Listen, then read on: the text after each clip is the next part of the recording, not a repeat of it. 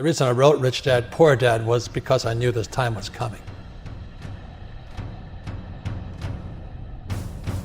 And we have, as a world, have never been here before.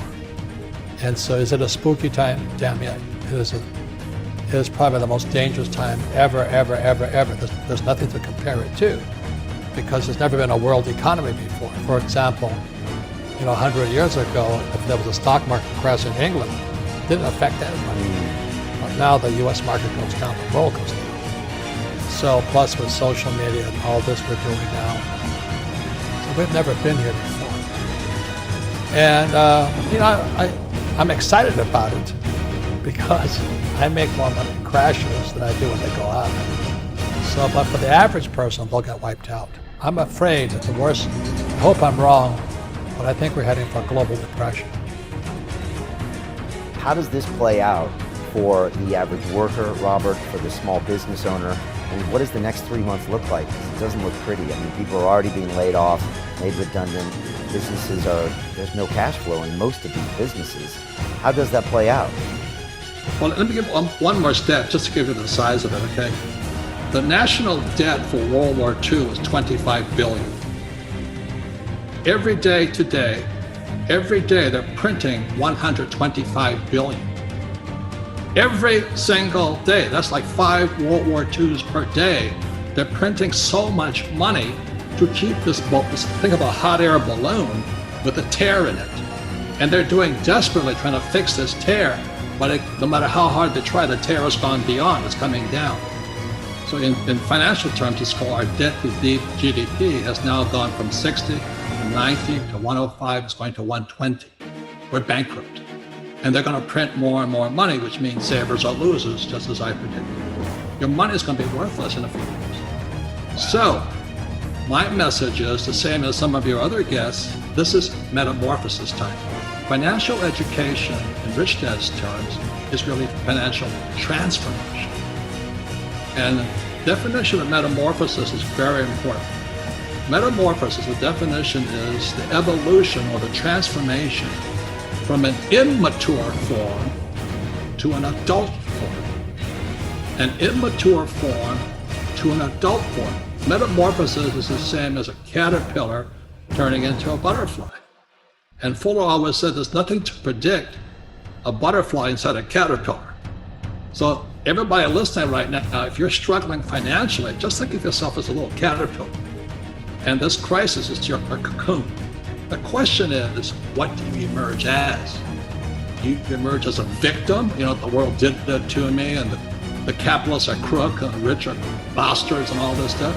Or do you say, oh, this is the best thing that ever happened to me? The same as my health. I am ground zero for the coronavirus.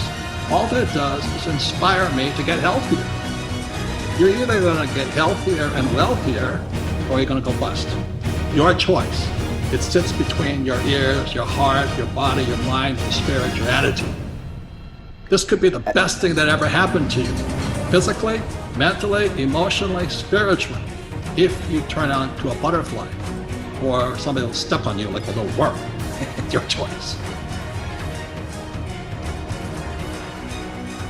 Now, if you're in trouble today, my message is not so kind. This is hard talk, not happy talk. The crisis is in your head. Now, that's the bad news. The good news, you can change the crisis by changing what's inside your head.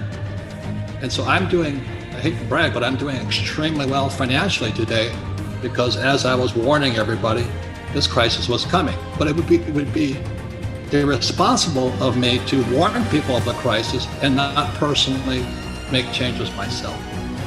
So right. The good news is the crisis is in your head. The bad news is in your head. The most important thing you can have right now is not job security, but meaningful work. So you and I don't need the money, but our work is meaningful. And it's our meaningful work that gets us through the hard times. So the good news is my company is sold out. We cannot keep up with product. The bad news is the supply chain shut down, but that's a good problem. We have tons of cash. I have gold, I have silver.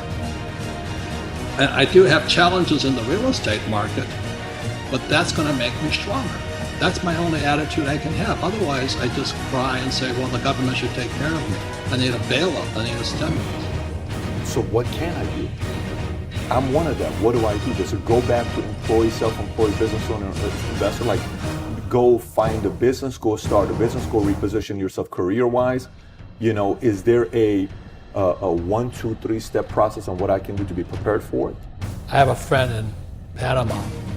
He has an avocado farm. So he's sitting in Panama growing avocados. He says, because people have to eat. Another guy's, a friend of mine, is growing blueberries. But another friend of mine, he moved up to, he was from Seattle, excuse me. He had a big house, his kids all moved out. So he converted the kids' bedrooms into one-bedroom apartments. So he put a kitchen and he put a toilet inside his little bedroom. And so he now rents out 4 bedrooms. He's making more money today than ever before because a lot of workers commute to Seattle. So they come in, they check in, they come in on Sunday night and check out Friday night. It's at a little house. He's making more money. So the point is, everybody can do something, but you got to figure out what you can do.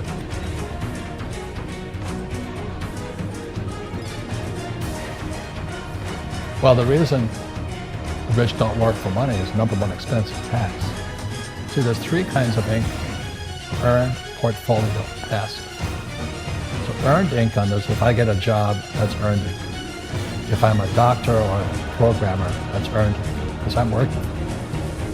If I buy, let's say, Apple for $10 and I sell it for $20, that's portfolio income, capital gains. But passive income, which is cash flow, is never.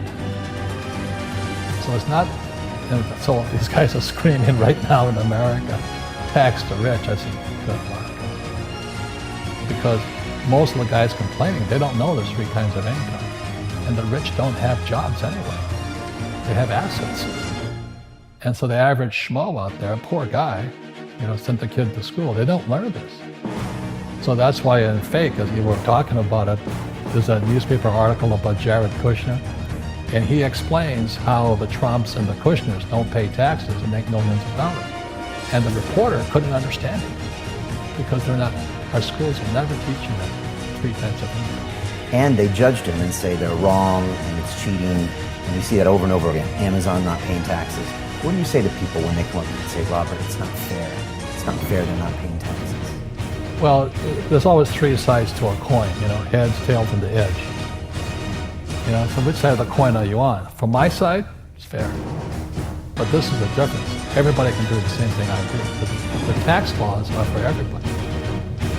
We don't say, well, the tax laws are only for the rich. The tax laws are for everybody to use if you have the right financial education. And the reason I'm an advocate of financial education, without that education, you have to pay taxes. See, very few people will buy what I do, make $1 million and pay 0 tax. That takes, and my rich dad taught me that playing Monopoly. That's how it started. 4 greenhouses, 1 red hotel. Or the McDonald's formula. I write about it in McDonald's, Ray Kroc. Yeah. McDonald's is in the real estate business, so they sell hamburgers, but they buy real estate, so they pay no taxes. This guy Bezos, he's $16 billion. How much tax did they pay on that $16 billion? And that's all legal. Anyone can do it. Everybody can do it. But most people lack the education. Correct. So Jared learned about money when he was a kid by watching his father, or watching these people invest in real estate, and said, wow, not only do you get to make the money, you get to keep the money. That's a big problem a lot of people don't understand. They think, oh, look how much money I made, but how much did you keep? Because that could be half. How much tax did you pay? Right, what tax did you pay? And so you always say, this is the law. The law is true for every citizen. You can do it, but most people just don't do it. Sometimes, like you said, they don't have the education. Because you need to have a plan if you're going to go do risky things. Well, it's not risky. I mean, to me, what's risky is having a job and paying taxes and saving money because they're printing. That's the worst thing of all. And that's why there's fake money, fake teachers. And the teachers will never, they don't know. And fake assets, because Wall Street or the City of London or Lehman Brothers or Goldman and all, they're not going to tell you this.